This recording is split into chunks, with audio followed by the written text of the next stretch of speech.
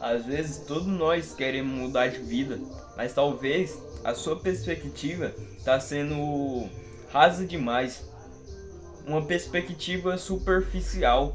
Como assim?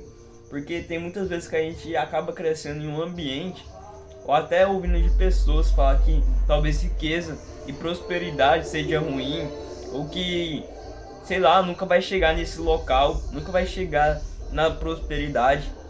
Talvez uma perspectiva superficial e pensar que você está sozinho e ouvir o que os outros dizem. Primeiro eu quero falar sobre lá em Eclesiastes, lá Salomão, onde Deus falou que ele foi o homem mais sábio, que ele pediu a sabedoria para Deus. Deus falou: você vai ser o homem mais sábio que pisou nessa terra.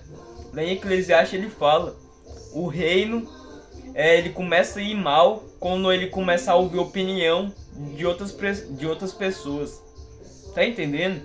Ah, mas é uma opinião construtiva. Você vai ouvir uma opinião de uma pessoa que nunca construiu nada.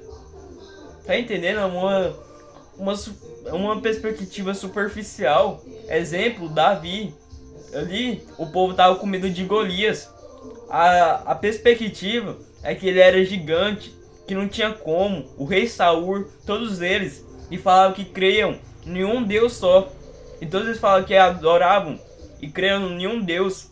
Mas ali Davi, ele tem uma perspectiva: o meu Deus é comigo e ele me dará a vitória.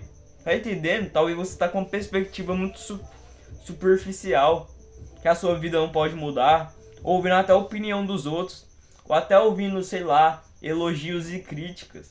Mas eu quero que você fale que pega elogios e críticas e joga no lixo. É duro de se ouvir, mas quem fala bem ou mal é tudo porque você atingiu ou não as perspectivas delas. Mas, irmão, Deus não tem expectativa em você, porque Ele cria, Ele te capacita. Porque não, às vezes as pessoas colocam expectativa em você, e aí quando você acaba não atingindo, acaba não gostando de você. Mas Deus te chamou e Ele te ama do jeito que você é, de tal forma que Ele nos amou e morreu na cruz por nós. Eu tô falando aqui é que Ele sabe das suas falhas, Ele sabe que você erra, Ele sabe, nós somos pecadores, mas mesmo assim Ele te chamou. Ele sabe que talvez você não é o mais capacitado, Ele sabe que talvez você não é o que tem mais condição. Ele sabe, irmão, Ele sabe. Mas Deus não veio chamar aqueles que estão preparados, mas Ele chama a minoria, os esquisitos. Como assim esquisito? No dicionário fala que esquisito é aquilo que é raro, aquilo que é diferente entre muitos, ou seja, aquilo é a minoria entre muitos. Ah, talvez pode ser não, a minoria menos capacitada, mas na Bíblia fala que Deus capacita. Talvez o que tem menos chance, mas mostra que Deus vai honrar, vai glorificar. Tá entendendo? Irmão, eu não sei se é um versículo ou nenhuma uma palavra onde eu vi em um livro que falava assim.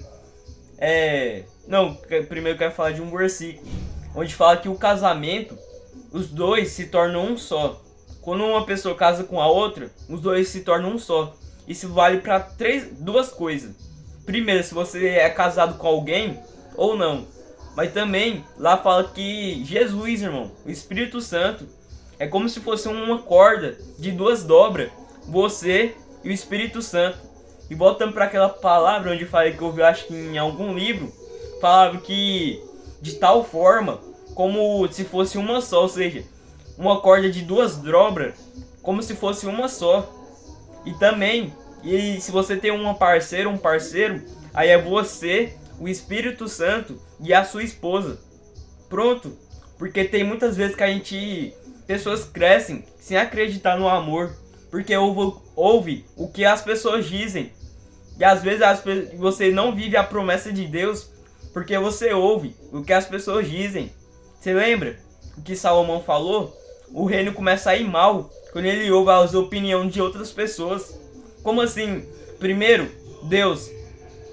Duas cordas. Primeiro você e Deus. Mas aí se você tem uma parceira, aí é você e ela e Deus. E aí você ouvir que não vai dar certo, ou você não é maior do que ninguém, ou não. é melhor você não tentar. Isso não é pra você. Ah, você ainda acredita. Ah, você não é maior do que ninguém. A pessoa pode até falar que não falar exatamente isso, mas se a gente for parar e analisar, a gente percebe que é a mesma coisa, é a mesma coisa que ela quis dizer. Tá entendendo? E no casamento, pode ser que você ouve parentes, ou até pessoas falando: ah, mas vocês vão casar, espera ter uma condição melhor para vocês casarem, fazer festa. Não, irmão, eu ainda não entendo muito de relacionamento, mas sei que Deus abençoa os casais. Deus abençoa os casais. Ah, mas vocês vão casar, não tenho condição para casar. Você tem que entender que um casamento próspero é você, ela e Deus. Tá, segunda parte é amor e carinho. Não é só falar assim, não, quando a gente tiver casado, ou quando a gente, sei lá, tiver uma casa, talvez a gente vai amar mais. Um casamento próspero é amor, carinho e respeito. Se você tem amor, carinho e respeito, então casa. Ah, mas eu não tenho condição ainda. Irmão, casa. E aí Deus vai te dar, Ele abençoa os casais. E aí vocês vão construir e se prosperar junto. Tá entendendo? Eu não sei o que é, mas você sabe. Talvez você tá ouvindo pessoas falando: vocês são muito novos demais para casar. Eu não sei o que é, mas você sabe, no fundo, no fundo. Pare de ouvir as opiniões dos outros, de outras pessoas, e começa a só ir em frente e acreditar. Porque de tantas vezes a gente aceitar e ficar ouvindo, a gente pode até ouvir, mas aceitar a perspectiva dela, a gente acaba indo nessa perspectiva. Assim como o Provérbios fala: não dê, não dê sei lá o que para o doido. Não dê certeza ao doido na sua própria astúcia. Ou seja, não acredita na loucura de outra pessoa, mas não acredita na sua loucura, na sua mudança de vida, na sua prosperidade. E eu falo espiritual, familiar e na financeira. Quando você olha assim e ouve o que as pessoas dizem, você está dando voz para aquela pessoa na sua vida e acaba deixando a voz de Deus de lado. O que Deus está te dizendo vai acontecer. Confia em mim. Você pode chorar, você pode estar triste, mas mesmo assim continua. Sei lá, pode estar com uma situação difícil, pode falar que até está sem condição, mas sei lá, queima o barco. Vai lá e vai para cima. Faça o que você geralmente não fazeria.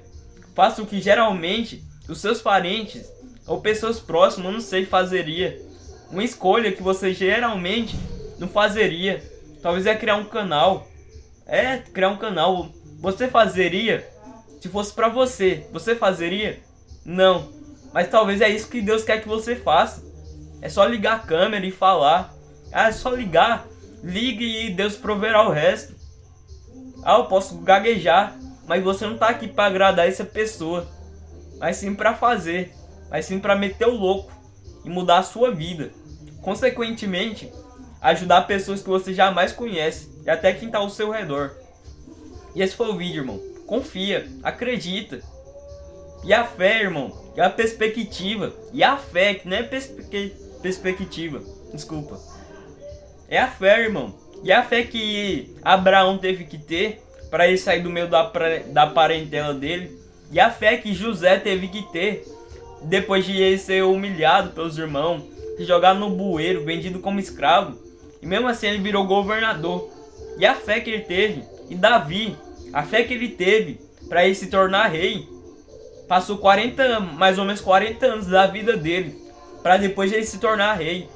Mas se for para olhar, acho que desde o primeiro dia que foi lá e deu a promessa para ele, e ele acreditou, mesmo passando por dificuldade, ele se levantou. Ele se levantou, se levantou, se levantou. Quando estava sendo perseguido, ele se levantou.